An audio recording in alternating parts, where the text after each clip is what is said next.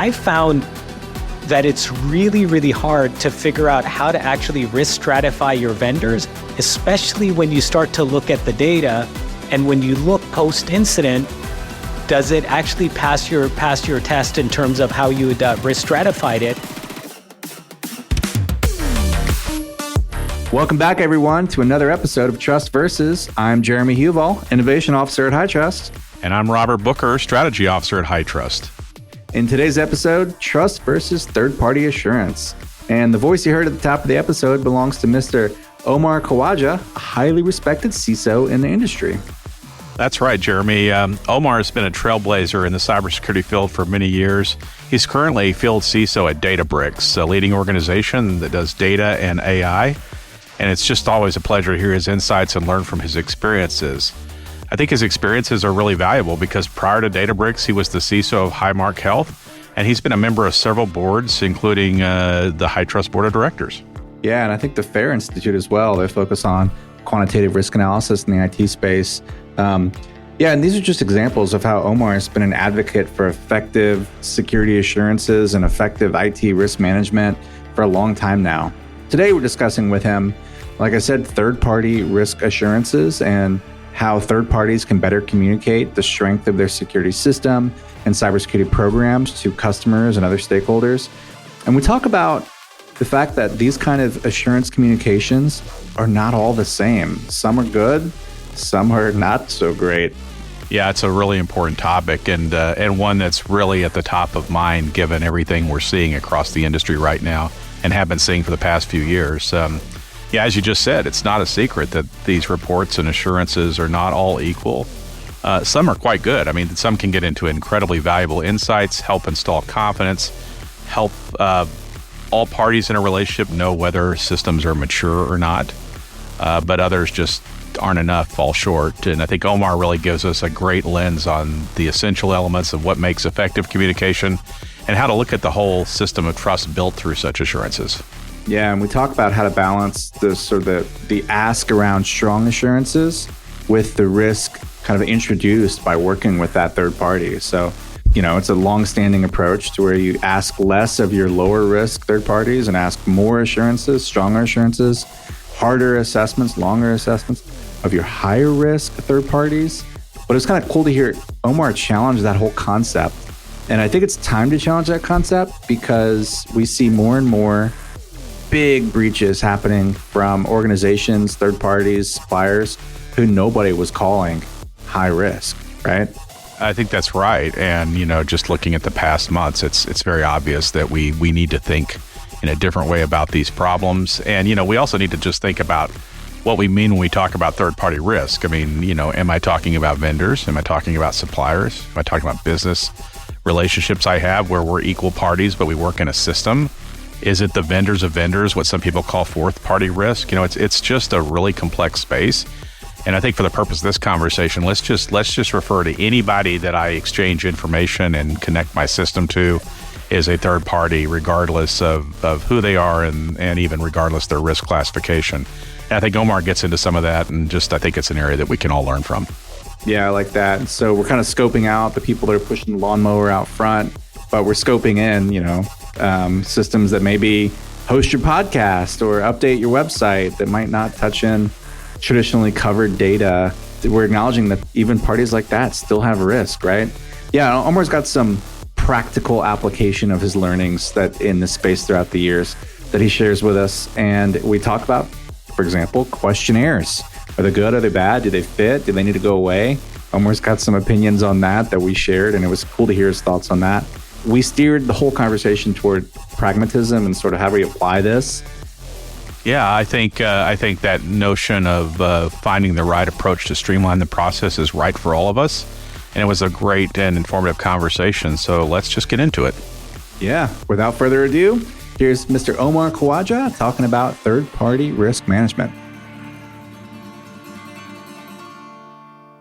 So Omar, it's really, really great to spend time with you again. We've done a lot together. I think shared the stage at least once, talking about CISO stuff. So thanks for being with us, and thanks a lot for the energy and the leadership you've given the industry for a long time. I know you've been out there kind of, blazing the trail with a lot of things that you've done with your company and now your new company. I know you're with a new organization, Databricks. So, tell us a little bit about kind of the Omar story, where you're from, what you've done, what you're doing now. Just be curious to kind of get an update on kind of the world around what's going on.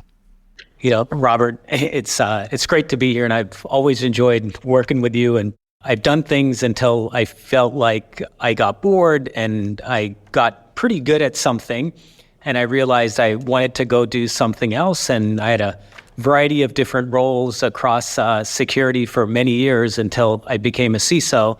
And every role prior to becoming a CISO, I did for less than 2 years, because that's pretty much how long it took me to get pretty decent at those roles and get bored. But it took me about 9 years before I felt like I was a half decent CISO, and I didn't feel like I had nearly as much to learn in the subsequent years. So I said, I'm gonna go try something new. And the data and AI thing has been pretty big for the last couple of years, and it's been bubbling. And I just had a lot of FOMO around everything that was happening in the data and AI space, and I felt like I didn't know enough about it. I didn't understand it well enough. And having an opportunity to work for an organization like Databricks that is one of the leaders in the data and AI space, providing enterprises with a platform on which to do analytics and machine learning, it sort of forced me to really understand the data and AI space. And now I get to work with CISOs and organizations across the planet and help them go down the data and AI journey and help them with their challenges. So I feel super fortunate that I get to now make an impact across more than just one organization. What makes a good assurance mechanism? What are the things that are essential to delivering good assurance versus, hey, I'm going to deliver a message that's off the mark? What characterizes the sort of the mediocre trust and assurance communications from those that are really meaningful, impactful? Yeah, I think a few things. I think one is understanding, why you need assurance, why you need confidence or trust in a particular system, and how it's going to perform, and how it's not going to do the things that it should not do. And once you understand sort of the implications of poor performance or adverse reactions or adverse outcomes, so you understand the risk profile of that system, then you could say, look, this system, I need a lot of assurance that it's going to operate appropriately, versus this other system here. Maybe it's a dev environment, maybe it's got a smaller customer base, maybe we're operating in a non-regulated customer base, whatever it is, it's low risk. So one is aligning the assurance level with the business value, and more importantly, the negative business value that can be created if something goes awry. And then being able to demonstrate that the assurance level that you're picking, the controls that you're picking, and then the process that you're going through to validate that those controls are in place are appropriately tied. Sometimes as a security person, it can be very compelling to think the more controls, the better. But the reality is, as CISOs, we shouldn't be thinking as security professionals, we should be thinking as risk professionals, because too many controls means that the business is using resources in a security program where they're probably better being used elsewhere. So your security should be at the risk tolerance level of the organization, not much higher than that, not much lower than that. But in the case of healthcare, in the case of financial services, in the case of any sort of organization that is working on systems and working with data that's fairly consequential, that's fairly sensitive, in those cases, what you're looking for is you are looking for a high bar. If I'm going to give you my sensitive data, I want to make sure that you're setting a high bar for yourself. The conversations that I would have with my vendors that would be most concerning were the ones where they would tell me that security is hard.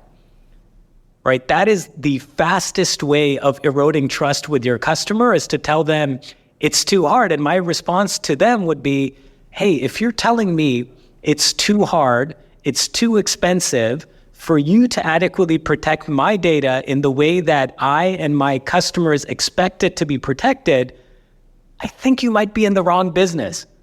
Like, if this is hard, you should not be in this business. On the other hand, you have vendors that you come across that are always trying to raise the bar, trying to do more. And I leave in conversations with them feeling like, wow, these folks care about our data just as much as we do.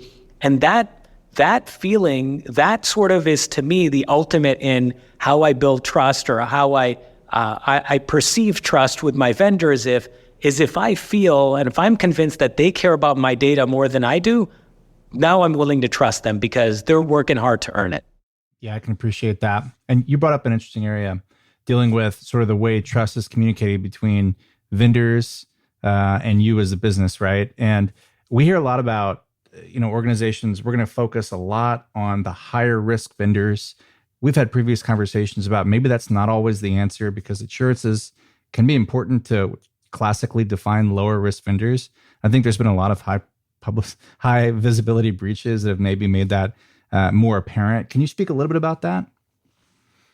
This was one of the learnings. Early on, I did what made perfect sense, which is you stratify your vendors, and you've got your high risk and you've got your medium risk and low risk, and you apply the greatest effort to the highest risk ones and the least effort to the lower risk ones. That makes perfect, logical, rational sense to do, until you start paying attention to the vendors that have breaches, and you realize that almost none of the vendors that you put in high risk are having the breaches. A lot of the vendors that are having breaches happen to be in low risk. So if you look at a UKG or Kronos for timesheets and time management, or you look at SolarWinds for network monitoring, network management, or you look at Log4j, or you look at MoveIt for file transfer, I don't know of many, if any, programs where any of those vendors were classified as high risk by any of their customers. Yet they happen to be very, very consequential. Now, there's one of two things going on. Either we're doing such a good job protecting our high-risk vendors that none of them are actually having breaches, or we're doing a poor job classifying our vendors, and many of the vendors that are having breaches, we learn after those incidents that they were more consequential to the business than we thought that they were. And so I found that it's really, really hard to figure out how to actually risk stratify your vendors, especially when you start to look at the data. And when you look post-incident, does it actually pass your test in terms of how you would risk stratified it? So I find that most programs that risk stratify vendors do it fairly poorly. I could tell you when I did it pretty poorly, and I ended up just throwing that out the window.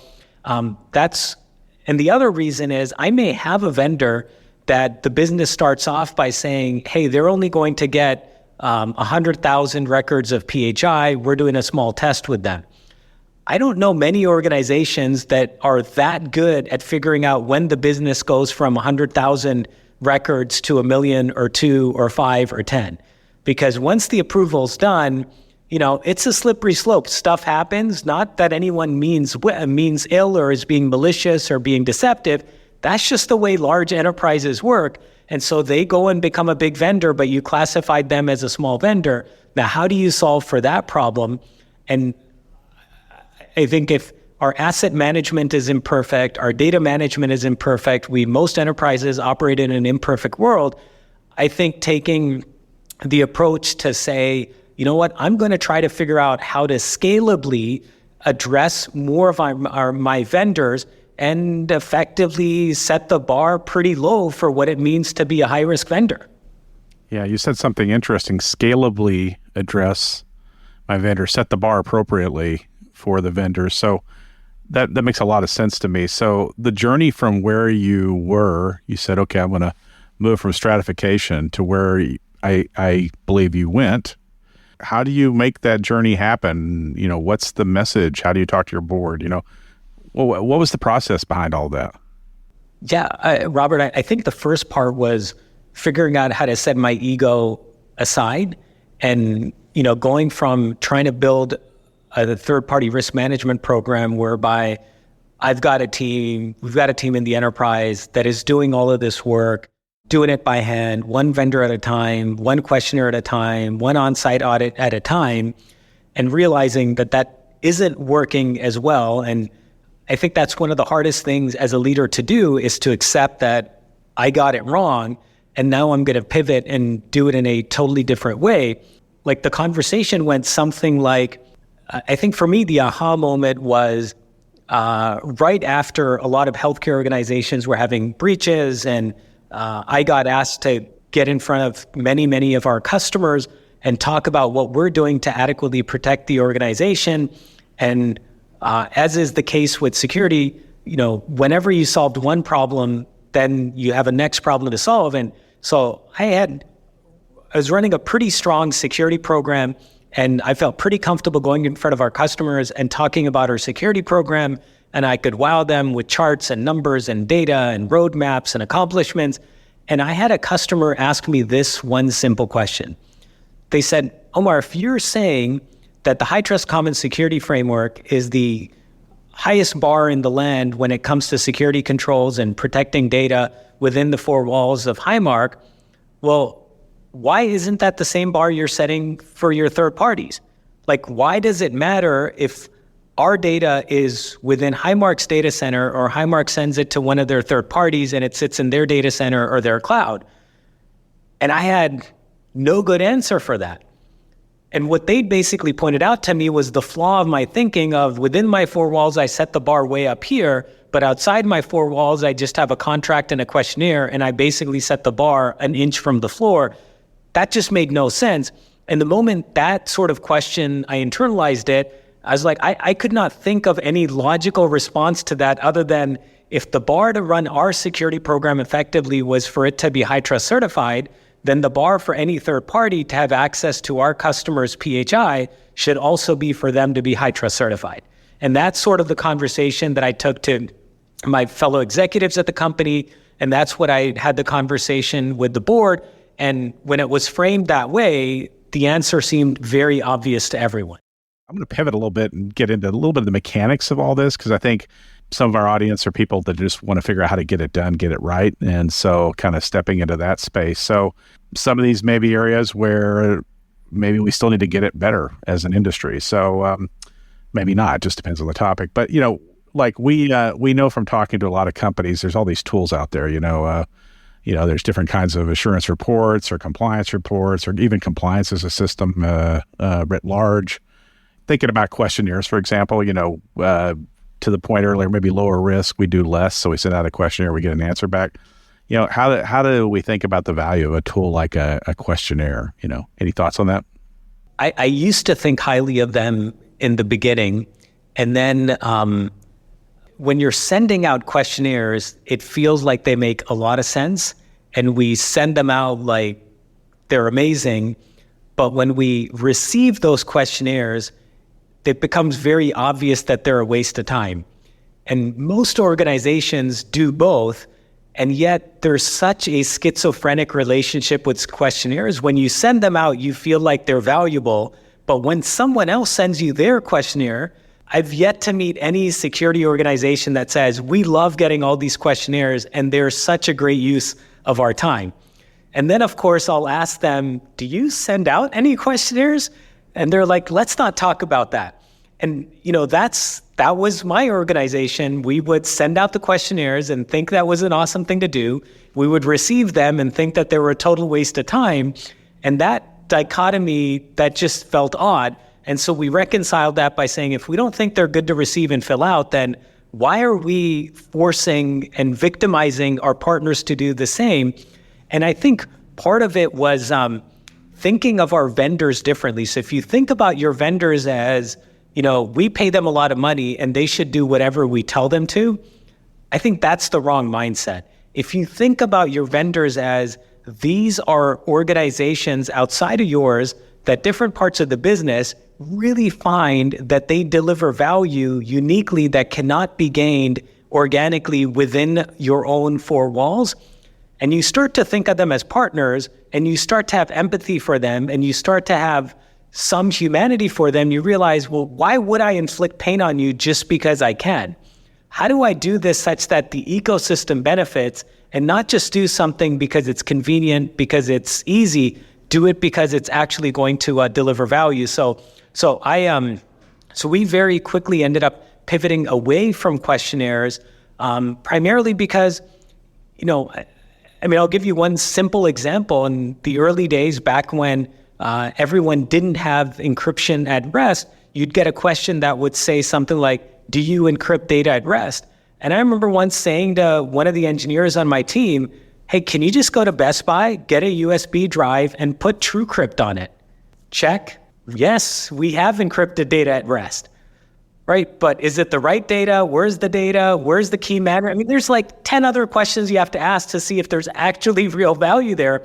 But a questionnaire, you can say yes to everything with very little effort. It turns out that, if we're thinking that, that's what every other recipient of a questionnaire is thinking too. Yeah. So we've thought a lot about the basis behind people checking the box on a questionnaire. Like, it's almost giving the respondent the opportunity to say, well, I know the context is I must say yes, so I can find the yes. I can find the yes in my organization. So that's great. So yeah, and I think like this goes to, Robert, almost like that bigger question of, it's stuff like this that gives compliance a bad rep. Because now you're doing something for the sake of the check in the box versus recognizing that, every control that shows up in any compliance regulation, any compliance standard, someone genuinely believed that this is going to help deliver more value to an organization, reduce risk, increase availability, increase reliability. There's going to be some kind of value.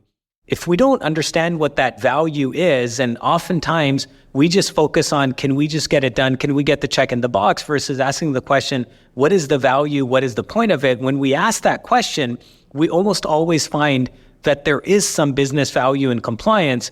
And I think sometimes as leaders, we allow our teams and ourselves to get away with devolving compliance to just a check in the box when it's absolutely not intended to be a check in the box. It's actually intended to deliver value. But when we continue practices that we know in our own heart of hearts that they deliver zero value, then yeah, of course, who's going to enjoy being compliant versus actually reducing risk? One of the things that I've always grappled with and I feel is fairly unfair is when we talk about incidents, we don't make this distinction. And I think whenever an incident happens in an organization, it likely happens because of one of two reasons. It happens because the organization had a weak system of controls in the environment where the incident happened, or it happened in spite of the organization having a strong system of controls. However, the adversary just happened to be very persistent and very willing to use lots of resources and time to break in. And I think that's an important point. So, I would say to my board, if we have an incident because I'm running a negligent program, that's horrible.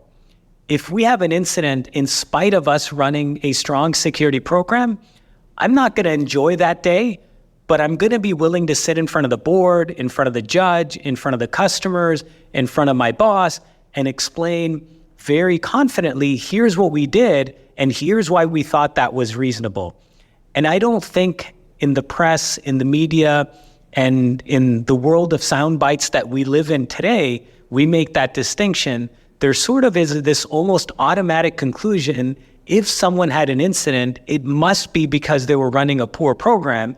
And not that there's any shortage of organizations that are running poor programs that have incidents, but occasionally there are organizations that are running strong security programs and still have incidents. And, the metaphor I use is even Volvos get into accidents. There's an acknowledgement that, look, we did a risk analysis.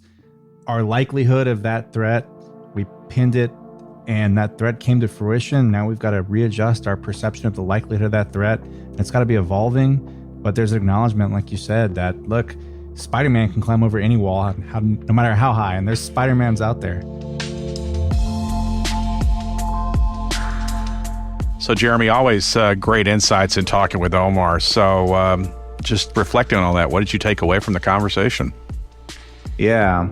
Underpinning all of it is the importance of creating a good, strong working relationship with our vendors and third parties, and one that's sort of equitable and fair. And Omar talked about empathy, and it's something we kind of forget about as we try to stand up these rich, robust processes to, chase down every corner of risk. And you can't go into it with the mindset of they need to do what we ask them to do because they work for us and they pay us a lot of money. That's a flawed approach. And you also can't expect of your third parties more than you expect of yourself. So you can't say you're going to get the most robust, stringent cybersecurity certification there is, where you also don't expect that of yourself, right? So you're trying to prevent them from being the lowest, weakest link in the chain, and they're not going to be a stronger chain than you. That's, you can't expect that. That's not how positive working relationships are built. Instead, I think you have to remember that they're partners, they're collaborators, they're important to your business. And if we really want to get the right level of assurances in line with the risk that they really carry, you have to work with them to make that happen. And you have to have the right assurance mechanisms at our disposal that you can mutually agree upon. I don't think we can set a high bar for every single vendor because they have different levels of inherent risk to the business. They are different, they do different things. And at the same time, you can't just rely on a very low bar for vendors who have historically been considered, quote, low risk, end quote. And I think Omar really nailed that point when he talked about how low risk vendors experience breaches. And if you look at the recent high profile breaches he mentioned, involving things like web-based file transfer apps, which we're dealing with at this moment when we record this episode. The size and scale of those breaches has show us and show the industry that even those lower risk vendors have a super big blast radius when they explode. So I think we really are learning and continuing to learn that, letting low risk vendors just get away with a pretty low intensity or low level of assurance approach, maybe even just answers without validation to questionnaires and assessments, just not the right approach.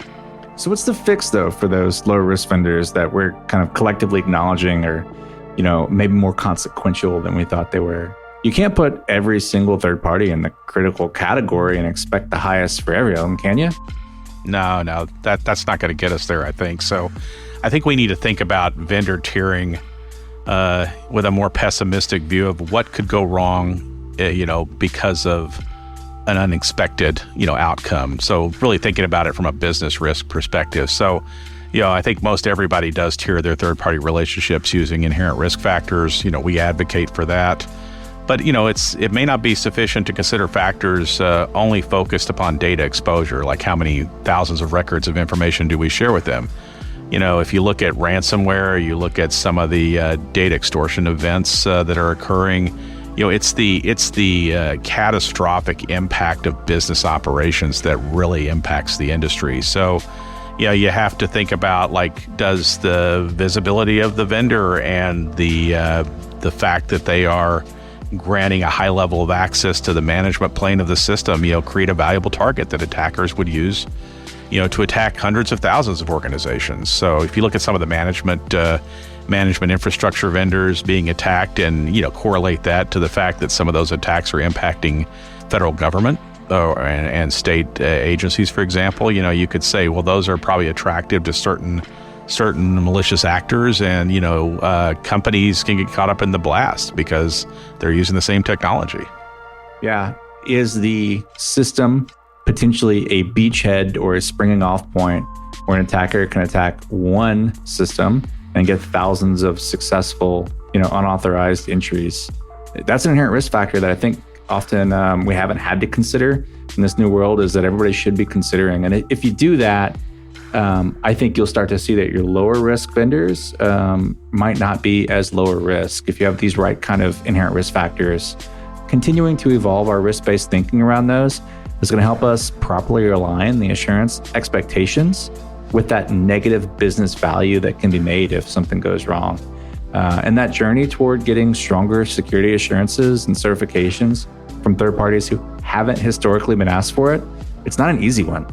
Yeah, and I know there's some that'll listen to this, and people that are well intended that are going to push back on this and say, you know what, we can't ask more and more of people that that haven't been asked to do this before. It's already a hard problem. We're just making it more difficult, and I get it. I mean, that's the human nature, the change management consideration around it, but facing the real truth here. I mean, cybersecurity isn't easy, and unfortunately, the risks are getting greater every day. And Omar talked about this. Easy isn't why we're here. So in this world, anticipating the worst case scenario and taking a reasonable and prudent approach to learning from experiences, being open to new approaches, being willing to adopt new strategies. I think we have to be continuous learners, and that's I think a real important part of what Omar has brought to the table is he's continuously learned as a leader. Yeah, and that adaptiveness, that continual learning mindset, I think that's equally important for standard setting bodies and certification bodies like HITRUST as it is for organizations that work with third parties. At HITRUST, we worked really hard over the past few years to expand our assessment and certification offerings, specifically so that lighter weight assurance mechanisms are available when needed, but still provide meaningful, reliable assurances that something like a questionnaire just can't. Questionnaires. I just love the approach Omar talked about to justify his views here. He simultaneously viewed the ones he sent to vendors first as value add, and the ones he got from his customers as a waste of time. And then he evolved. And I wonder how many other organizations have the same dichotomy and don't take the step of challenging the status quo like Omar did at his company. The truth is, we do a lot of things, and sending out questionnaires can make us feel really productive. But receiving and filling them out feels like a burden, and especially when you say, I could just answer the questions and move on.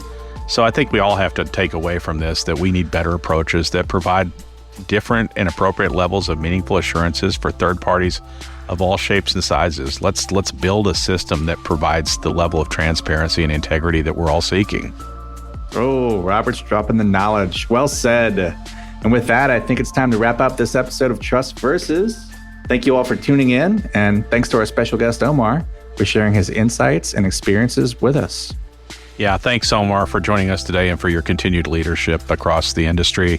It's been a great time to have you on the show, and I want to thank all of you for listening in as well. And we hope you found the discussion on communicating security assurances valuable, and we hope you join us on the journey to get better in this area.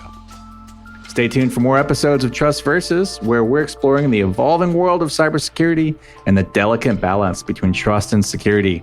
Goodbye, everyone. Bye, folks.